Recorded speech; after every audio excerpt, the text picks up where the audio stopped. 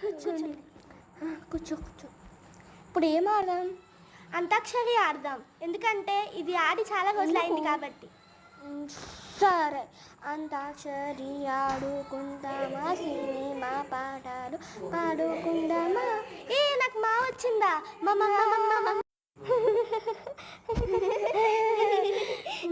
బాపాడే.